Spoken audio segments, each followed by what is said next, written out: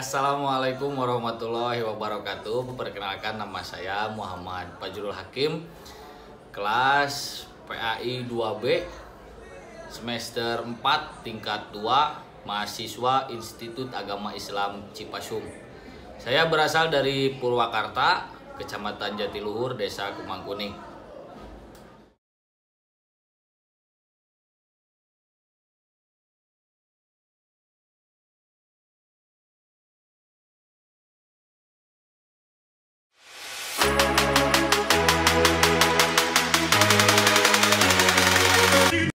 Ihsan seperti apa untuk meraih kasih Allah?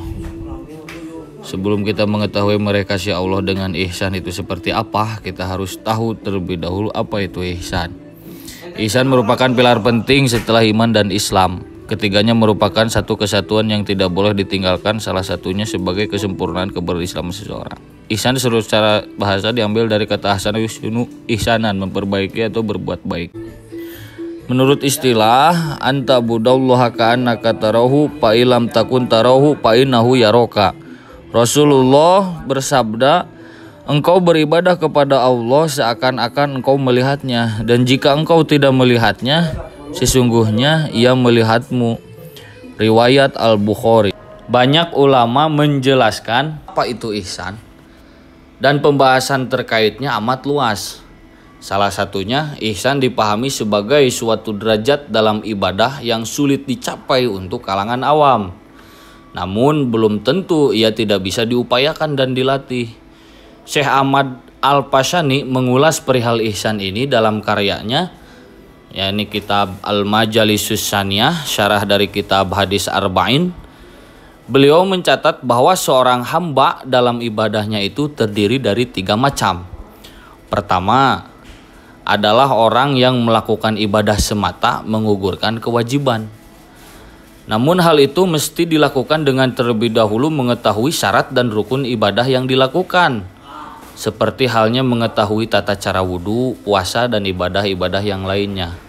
Yang dimaksud dengan melakukan ibadah semata itu hanya ibadah saja, wudhu saja, puasa saja, tidak ada tujuan lain. Kedua adalah derajat mukasyafah. Nah, derajat mukasyafah ini derajat ketika kita beribadah itu ia merasakan seolah-olah melihat Allah. Derajat ini seperti yang dirasakan oleh Nabi Shallallahu Alaihi Wasallam dalam melaksanakan sholat. Dalam hadis, dan jadikanlah sholat itu sebagai kebahagiaan atau pelipur laraku. Al-Hadis. Ketiga adalah ibadah dengan merasakan ibadahnya diawasi oleh Allah. Derajat ini adalah derajat muraqabah, yaitu perasaan dilihat Allah. Jika mukasyafah adalah rasa mampu melihatnya, maka kalau tak mampu, seorang mukmin mesti senantiasa merasa muraqabah, yakni merasa diperhatikan dan selalu diawasi oleh Allah Subhanahu wa taala. Karena imannya meyakini bahwa Allah adalah zat yang maha mengawasi. Di sini saya membawa materi ihsan melalui muraqabah. Muraqabah secara harfiah awas, mengawasi atau berintai-intaian. Al-Qusairi pernah menuturkan sebuah kisah tentang muraqabah ini dalam kitabnya. Saya lupa lagi, gak tahu kitab apa. Pada suatu hari seorang syekh sedang menguji di antara beberapa muridnya tentang muraqabah. Dalam pengujian itu, syekh memberikan pada masing-masing muridnya seekor burung dan disuruh untuk memotong di suatu tempat yang tiada siapapun yang melihatnya. Maka pergilah murid-murid tersebut melaksanakan perintah gurunya untuk memotong burung yang dibawa masing-masing di suatu tempat yang dianggap tiada siapapun yang melihatnya. Tak lama kemudian, murid-murid itu pun kembali kepada guru mereka dengan masing-masing membawa burung yang sudah terpotong. Namun, ada salah satu murid yang masih membawa burungnya dalam keadaan masih hidup. Maka syekh tersebut pun menegur dalam tanya, "Mengapa tidak dipotong burungnya?" Si murid itu pun menjawab, "Tuan guru menyuruh saya untuk memotong burung ini di suatu tempat yang tidak terlihat oleh siapapun.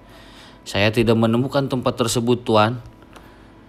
Tiada suatu tempat pun di dunia ini yang lepas dari penglihatan Allah Subhanahu wa Ta'ala.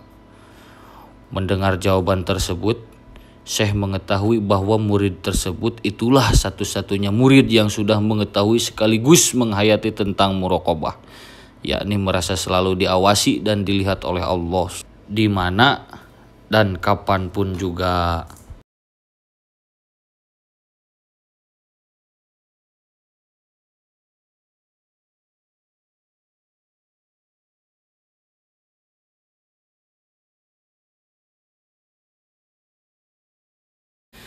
Secara rasional manusia memang mengetahui akan hal ini, tetapi apakah secara emosional manusia menyadarinya?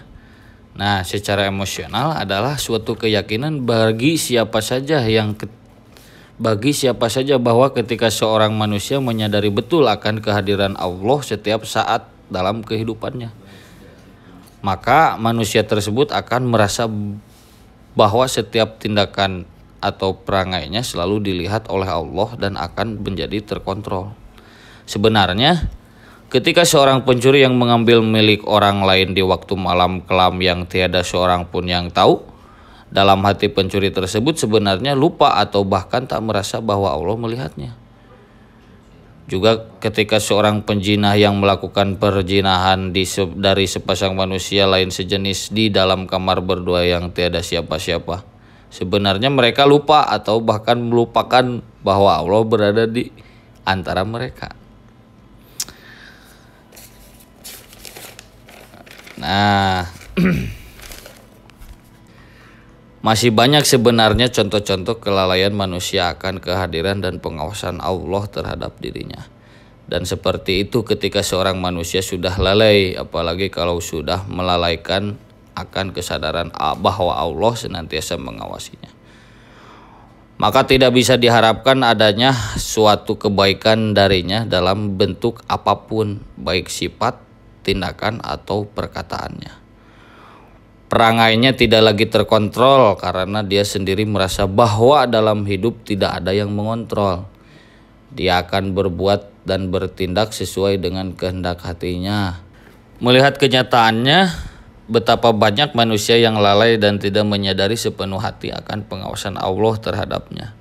Satu pertanyaan yang perlu diajukan adalah mengapa manusia banyak yang lalai? Gitu.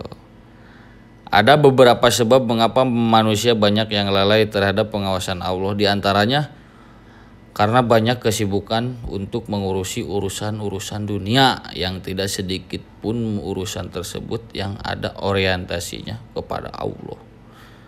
Semakin banyak kesibukan untuk mengurusi persoalan-persoalan yang bersifat duniawi, maka sedikit banyak akan menyita dan mengurangi waktu untuk mengingat Allah. Sibuk dengan urusan dunia sebenarnya tidak bisa disalahkan sepenuhnya, karena manusia tidak bisa lepas dengan urusan duniawi.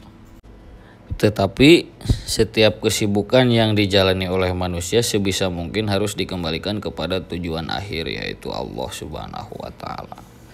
Yang kedua, mengapa manusia banyak yang lalai terhadap pengawasan Allah? Karena banyaknya dosa yang telah terbiasa dilakukan. Jadi menyepelekan dosa yang karena sudah biasa dilakukan, jadi hal sepele.